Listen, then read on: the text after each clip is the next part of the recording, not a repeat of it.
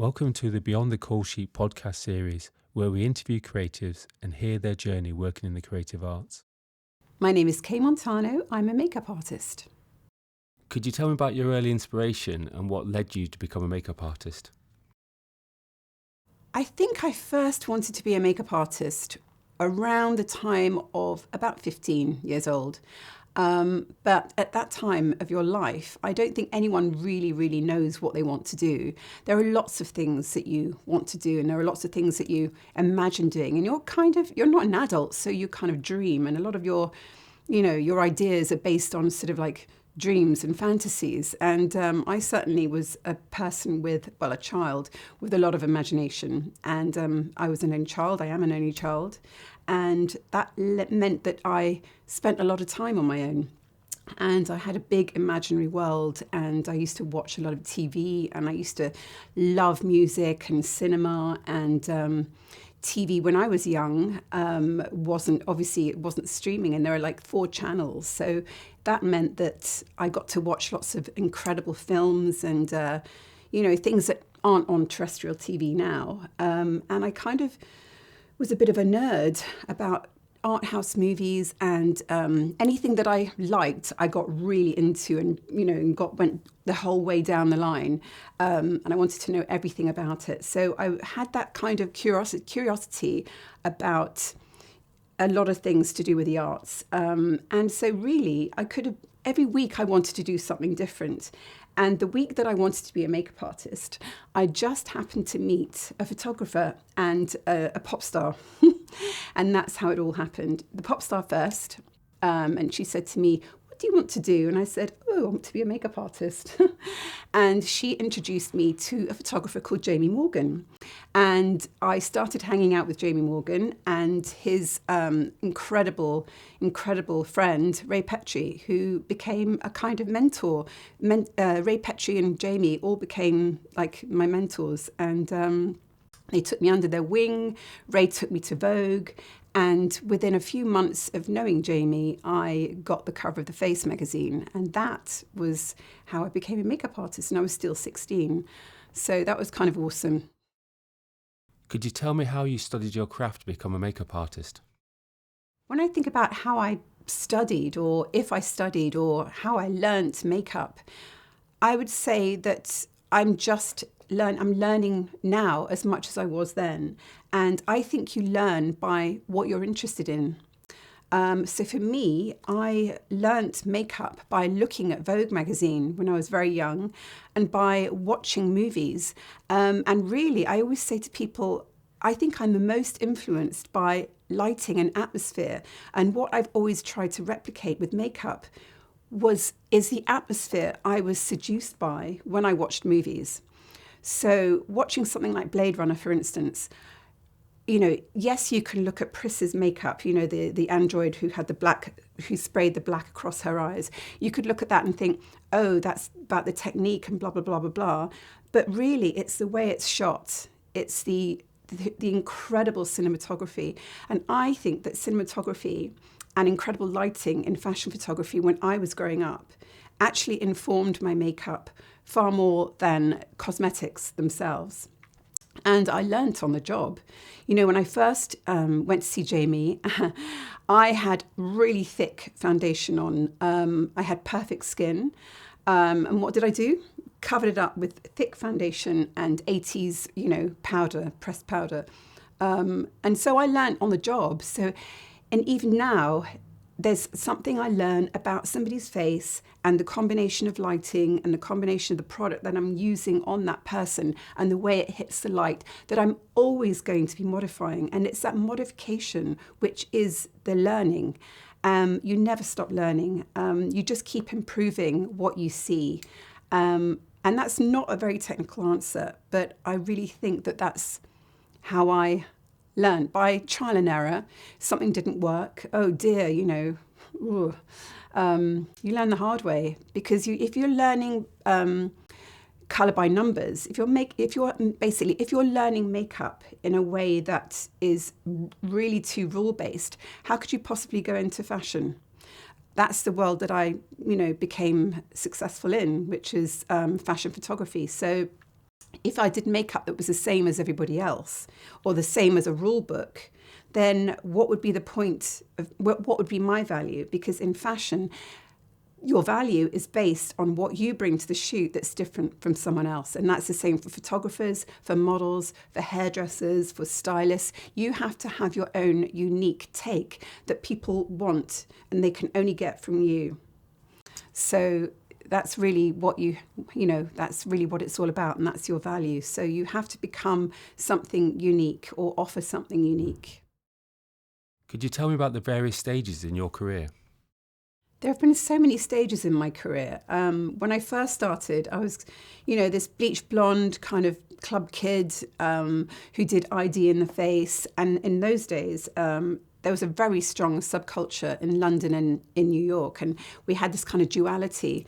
And we shared the same music. We were listening to the same electro hip hop, and we were watching, reading the same magazines, and fashion and music kind of really, really, it really, really merged, and it was really fantastic time to be in London. And then at the same time, I also wanted to, after a while, I wanted to get into kind of being a successful, not successful, but I wanted to be like a proper makeup artist rather than a kind of club kid who's, I wanted to be taken seriously. So what I did was I got a very, very straight agent when I was 17. Sarah Dukas, who looks after Kate Moss now, she was at a model agency called Lorraine Ashton. And I thought if I went with a really straight model agent and got a really proper booker, then that would really sort of counteract my kind of club kid thing. So it would, and I think I've always been one thing I've always had, I think, is an instinct for understanding what I should contrast things with to create my own sort of unique pathway kind of thing. So that worked really well for me. And then I ended up working for Vogue by the time I was like 18. And so everything was going swimmingly. There weren't many makeup artists then. And so I worked every day. I was so successful. My whole life was a journey of sort of black cabs to East London to work, black cabs to my friend's house. We'd go to a club, I'd often get some champagne on the way home. Life was really heady for me back then. In the 80s, it was fun. And then I gave up for a while. I was in a band for 3-4 years. I didn't do any makeup for 3-4 years. And then I got sick of the music industry, and I thought to myself, I need to earn some money again. So I got back into makeup because I didn't know how else to earn a living. So I went with Kim Sion from Smile, and she introduced me to a young up-and-coming photographer called Mario Sorrenti, who was going out with this lovely young model called Kate Moss. And he was great, and we got on really well, and I worked with him all the time. I ended up in the Virgin Islands doing Obsession with Kate Moss, and that was my beginning to my New York years. Mario Sorrenti moved back to New York, and I moved to New York, and I think I was about 26. And I lived in New York for many years, or on a plane, I always say, because I barely spent more than 3 days in one place at any one time.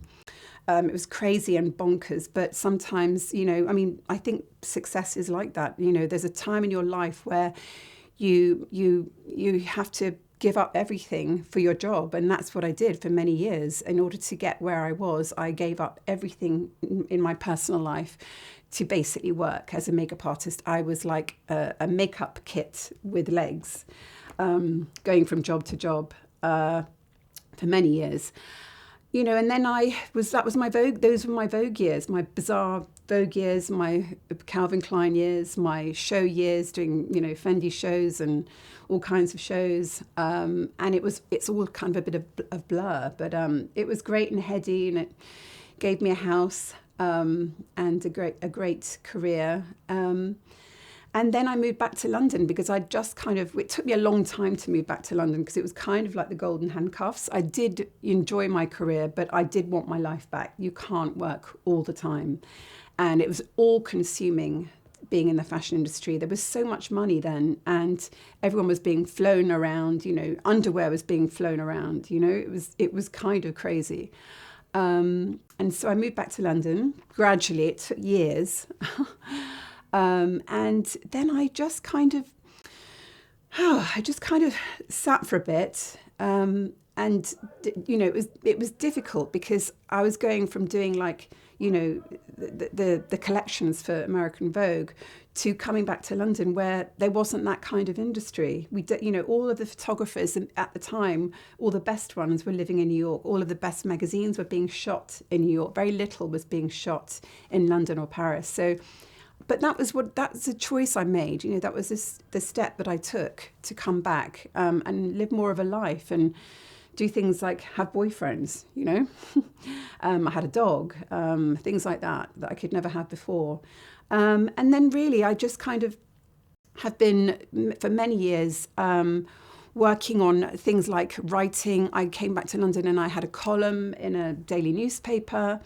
I was exploring other sides of being able to use makeup as a vehicle to stretch myself, because we can't do the same thing forever and ever and ever.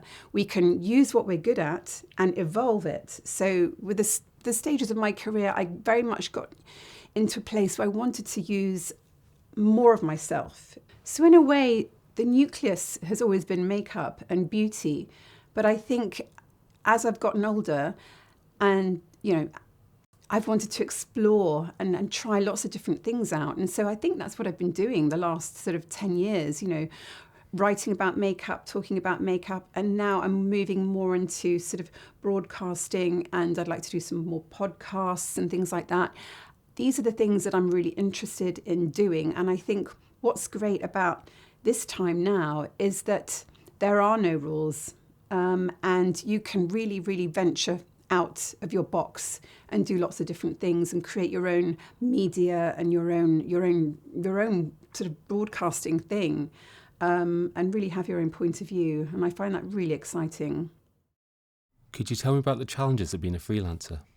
I mean, there are real challenges to being freelance in the sense that I like to do many different things, and I know that anything that I want to happen in my life has to be created by me. It won't drop in. It won't just come in the post. So for me, it's very normal to wake up knowing that how can I get something off the ground today? How can I create something? And so I really, really do rely a lot of the time on getting myself in a good space to be able to cultivate ideas and ways forward. And I get lots of crazy little ideas, and I'll be like, I'm going to call that person. That's a good idea. If I write that, or if I get in touch with them, that could all come together and create that. So that's what I'm always trying to do every single day. And it doesn't always happen, that's for sure. But I need to get myself at least in the headspace where things can happen. So I never make any arrangements socially in a day. My friends know that I don't meet for coffee. I don't meet for lunch. I'm available every evening for dinner. Take me out. But I will never, ever do anything social in the day, because that is my cultivation time. I'm very disciplined. Even if nothing happens, that's when I cultivate. And then I work out maybe about 4:00 in the afternoon. But every day is a day where something could potentially be created. How has social media impacted your work, and where do you find inspiration? The birth of social media has been so interesting for people in our industry. I went on Instagram right at the beginning, before fashion people went on there, and now it's basically your ID. If you don't have Instagram, it's as though you don't exist. It's crazy. So I went on Instagram very, very early, and it was a place for me to, be able to explore the idea of using images and words together. To me, to have a platform to be able to do that, having had a blog already, and have that completely in my control and have people see it, and, you have a following, and follow people that I'm really interested in. I made friends on Instagram of people whose aesthetic and sort of way of being I aligned with. And so that's been really interesting. And then obviously now it's basically a place where people put their work. So in the old days, people like myself would have editorial in Vogue, for instance, and then anyone who was in Vogue got the advertising, whereas now editorial doesn't have the weight that it used to, and so now people's work is on Instagram. So it's great, social media, in the sense that you can create your own world and you have your own voice, and we never had our own voice before as makeup artists. We facilitated other people's voices and we slotted in, we fitted in. And so that is a really fantastic thing. It does get kind of crazy because of the sheer amount of makeup artists out there who become, successful outside fashion. I mean, that's fascinating and it's kind of amazing. But at the same time, it does mean that there is just too much visual information. So it's even more challenging now and even more necessary to stand out and have something different.